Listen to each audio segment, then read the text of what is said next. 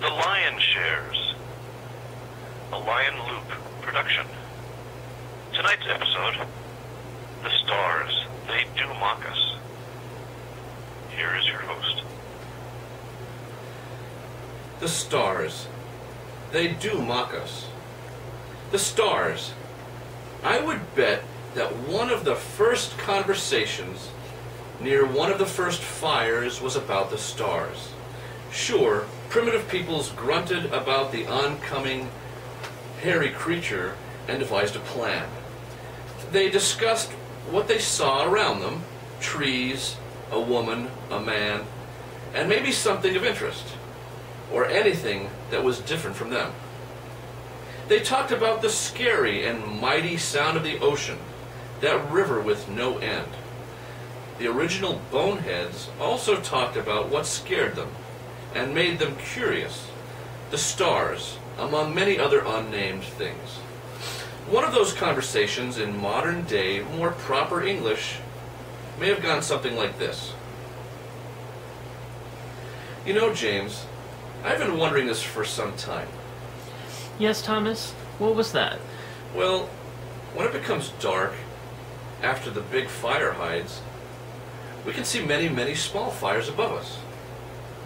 Yes, I have noticed that also. It has been that way since I first remember stepping out of the cave to give my water back to the trees.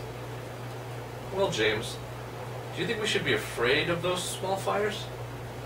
Well, I do not think so, Thomas. It is either that they are small or large, but far in the distance and cannot harm us. Either way, we are safe. They can be our friends to help us find our way when the big face also hides and we cannot see. Yes, this is good, James. I like your idea.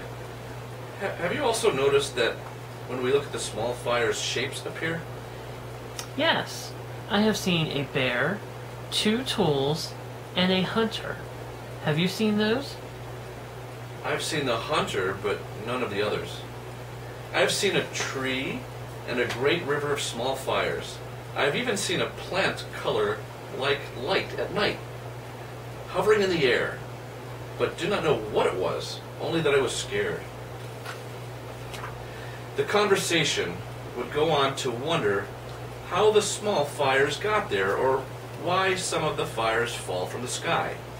2 men like this, thousands of years ago, or last night, may have brought up some profound beliefs about what they see when staring at the stars. Just how fish are enticed by a shiny lure that refracts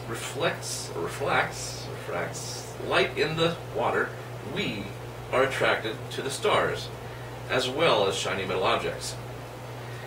We first drew pictures in a cave, then told stories, wrote poetry, drew pictures of magnified stars, then made documentaries.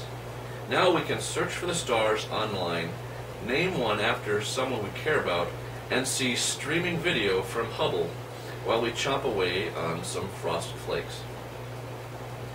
We can go to a planetarium to learn how to find specific constellations or how the stars looked 100 years ago. Though I would like to, but never have been, I believe seeing a planet or the stars at an observatory satisfies our innate curiosity.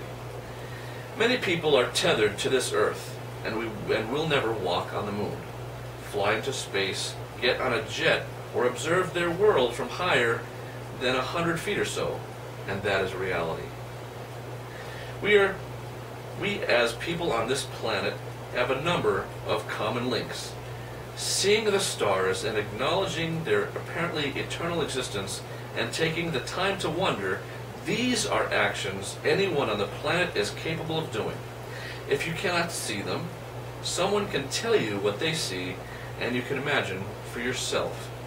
I am sure you too will wonder. Can you think of something else that represents all of time? Stars were viewed by dinosaurs and primitive men.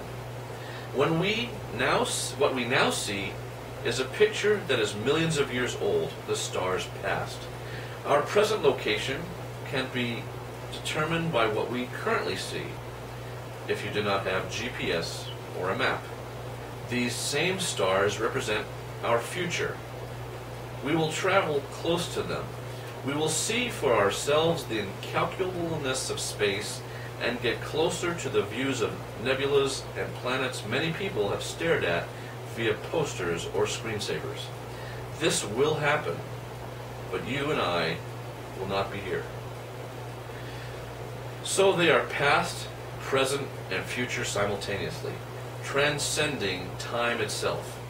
Some will argue that the land we walk on or the oceans are also timeless, things we can understand. We have a strong connection to that which we see every day, a field of grain, the waves and water that lead to the unattainable horizon, our family, our stuff, or our view wherever we work or live. From the land we get shelter and food and ogle at landscapes. The oceans hold a myriad of life forms and provide us with meals and transportation. People see a future in the land and the sea, minerals we have not found yet, possible dwelling places under the waves, and there is the potential. Both, too, have always been there and have an unwritten future, but we are able to touch and appreciate these. These are tangible. What do the stars provide? The stars are always out of our reach. They know this and mock us. We desire to reach them, and this is one of our goals. But we at this time are incapable or unenlightened. We can only be distant observers, even if we travel in space or leave our footprints in the lunar soil. We can walk from one town to another, drive from one state to state, or another country's borders.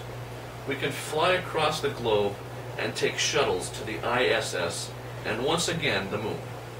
Regardless of the mode of transportation, we have before us a view of the stars. They shimmer there in a smug way and taunt us, knowing we cannot visit them. Stars simply exist where they have been in unreachable space, knowing it is human nature to be curious to see where a certain road leads or wonder, how can I get there? Though the stars are unattainable, they are nonetheless powerful. They connect us, showing us we are more alike than different, and they are there for all to see.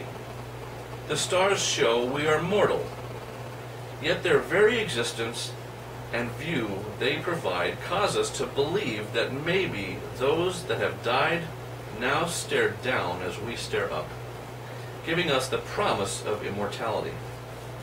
When we look at them, we see that we are small, but can achieve and aspire to bigger things. Stars transcend time because of what they inspire in us or what they remind us of. Many have stared up at the stars and wondered, who else is out there? Seeing the stars proves we may be stuck on Earth, but that we may not be the only ones in the known galaxy at that moment that stare at them and think the same thoughts.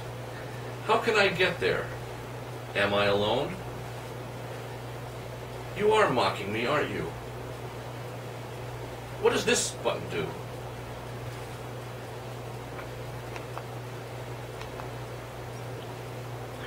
Original stories by Charles A. Mazzarella. Technical support from Matthew J. Tracy. A Lion Loop production. Stay tuned for another episode of The Lion Shares.